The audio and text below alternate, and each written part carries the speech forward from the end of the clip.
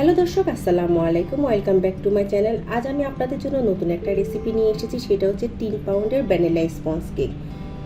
দেখুন এই কেকটা কতটা সফট, কতটা স্পঞ্জি। আমি আজকে খুব সহজভাবে এই ভ্যানিলা কেক রেসিপিটি দেখিয়েছি। আশা করছি আমার আজকের এই কেকটা আপনাদের সবার কাছে ভালো লাগবে। 3 পাউন্ডের একটা স্পঞ্জ কেক তৈরি করার জন্য আমি এখানে একটা বাটিতে 5টা ডিমের সাদা অংশ এবং কুসুমটা আলাদা করে নিয়েছি। ডিম যদি ফ্রিজে থাকে আপনারা অবশ্যই 30 মিনিট আগে বের করে নেবেন। তো এখানে একটা ইলেকট্রিক বিটার নিয়েছি। ইলেকট্রিক বিটারের মাধ্যমে আমি এখন ডিমের সাদা অংশটা ফোম করে নিচ্ছি।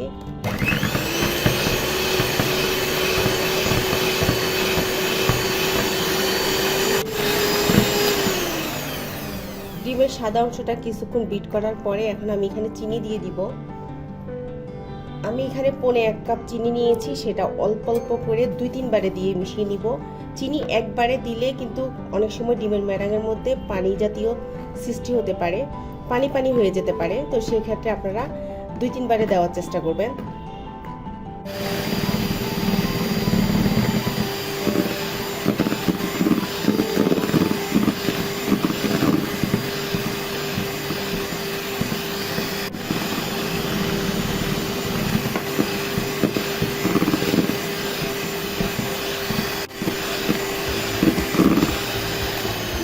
তো দেখুন আমার ডিমের সাদা অংশের ম্যারাং রেডি হয়ে গিয়েছে। দেখুন ম্যারাংটা কতটা পারফেক্ট।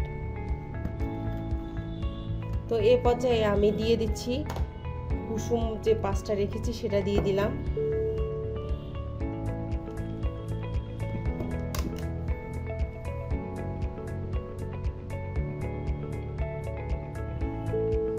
সামান্য পরিমাণে একটু লবণ দিয়ে দিচ্ছি,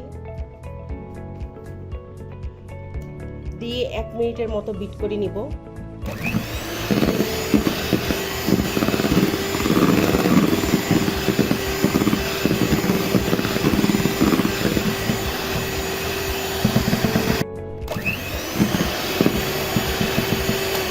তো ডিমের কুসুমটাও ভালোভাবে মিক্স করা হয়ে গিয়েছে।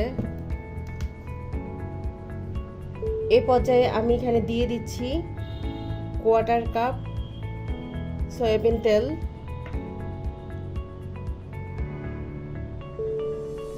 তেল দিয়ে আমি 25 থেকে 30 সেকেন্ডের মতো বিট করে নিব।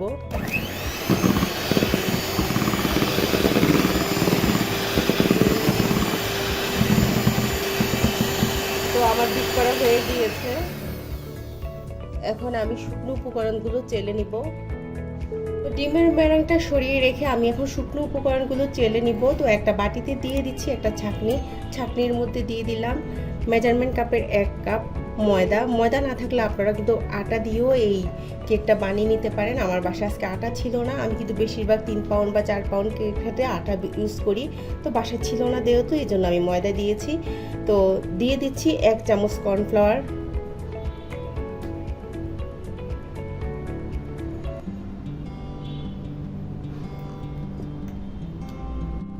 1 চামচ ভ্যানিলা পাউডার। আপনারা এখানে ভ্যানিলা এসেন্সও দিতে পারেন। তো ভ্যানিলা পাউডার দিলে কিন্তু ফ্লেভারটা অনেক ভালো আসে। এরপর দিয়ে দিচ্ছি 1 চামচ বেকিং পাউডার, 1/2 চামচ বেকিং সোডা,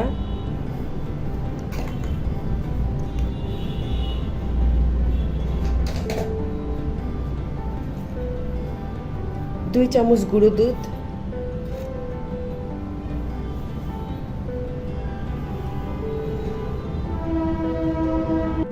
তো এখন আমি সবগুলো শুকনো উপকরণ চেলে নিব। আমি কিন্তু এই শুকনো উপকরণগুলো 2-3 বারে চেলে নিব। এতে করে কেকটা খুবই সফট হবে, স্পঞ্জি হবে। আপনারাও 2-3 বার চেলে নেবেন অফ ক্যামেরায়। তো ডিমের ম্যারাঙের সাথে এখন আমি শুকনো উপকরণগুলো মিশিয়ে নিব। 2-3 বারে দিয়ে আমি মিশিয়ে নিচ্ছি।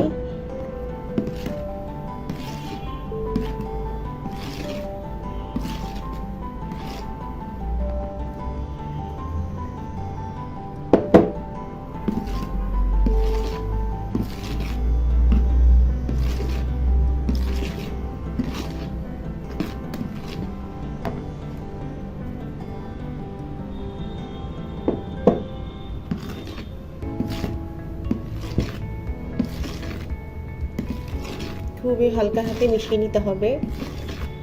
যেন ফোমটা নষ্ট না হয়।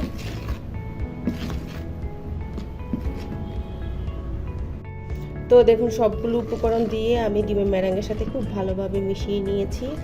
তো এই পর্যায়ে আমি দিয়ে দিচ্ছি 1 চামচ হোয়াইট ভিনেগার।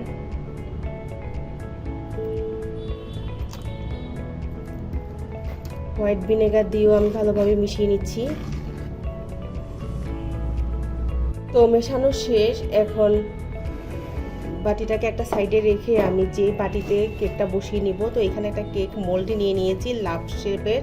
তো ভিতরে তেল ব্রাশ করে আমি লেখালেখির কাগজ বসিয়ে দিয়েছি। কাগজের উপরে একটু তেল দিয়ে আমি আবার খুব ভালোভাবে ব্রাশ করে নিচ্ছি।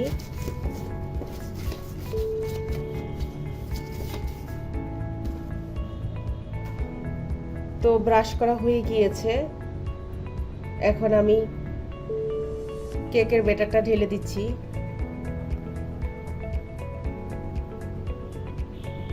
তো সম্পূর্ণরূপে কেকের ব্যাটারটা ঢেলে দিয়েছি। তো আমি এখন বাটিটাকে একটু দুটো বাড়ি দিয়ে দিচ্ছি, যদি ভিতরে কোনো এয়ার বাবলস থেকে থাকে সেটা চলে যাবে। তো এখন আমি এই কেকটা বেক করার জন্য চুলায় চলে যাচ্ছি। কেকটা বেক করার জন্য চুলায় একটা প্যান বসিয়েছি। প্যানের ভিতরে স্ট্যান্ড বসিয়ে প্যানটাকে আমি 10 মিনিট হাই হিটে গরম করে নিয়েছি। এখন চুলার আঁচটা মিডিয়াম আর লোয়ের মাঝামাঝি রেখে আমি প্যানের ভিতর কেকের মোল্ডটা বসিয়ে দিব। তো বসিয়ে দিলাম। আমি এখন ঢাকনা দিয়ে দিলাম। ঢাকনায় ছিদ্র ছিল, তাও আমি লং দিয়ে বন্ধ করে দিয়েছি। তো চুলার আঁচটা মিডিয়াম আর লোয়ের মাঝামাঝি রেখে আমি 30 থেকে 35 মিনিট এই কেকটা বেক করে নেব। 35 মিনিট পর আমি এখন ঢাকনাটা তুলে নিচ্ছি। দেখুন আমার কেকটা পারফেক্টলি হয়ে গিয়েছে, আর কেকটা কতটা সফট, হাতে কিছু লেগে যাচ্ছে না। তো আর কাঠি দিয়ে চেক করার কোনো প্রয়োজন নেই। এখন আমি এই কেকটাকে নামিয়ে ঠান্ডা করে নিব। তো দেখুন আমার কেকটা ঠান্ডা হয়ে গিয়েছে। তো আমি এখন কেকটাকে একটু উঠিয়ে নিব। চারপাশ ছুরি দ্বারা একটু দাগ টেনে নিচ্ছি।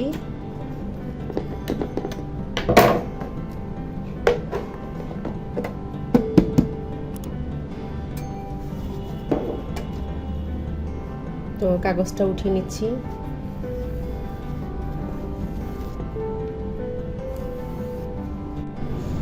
কতটা সফট এই কেকটা,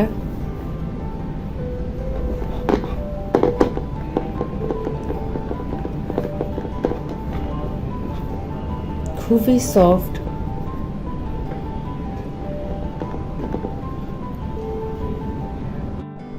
এখন এই কেকটাকে আমি 3টি ভাগে ভাগ করে নিচ্ছি।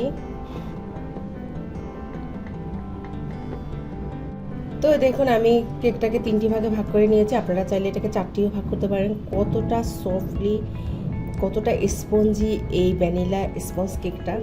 এই কেক ডেকোরেশন করে আপনারা বার্থডে কেক বানিয়ে নিতে পারেন, কিংবা ডেলিভারির জন্য কেক রেডি করতে পারেন। ডেলিভারির জন্য কেকটা কিন্তু মেইন।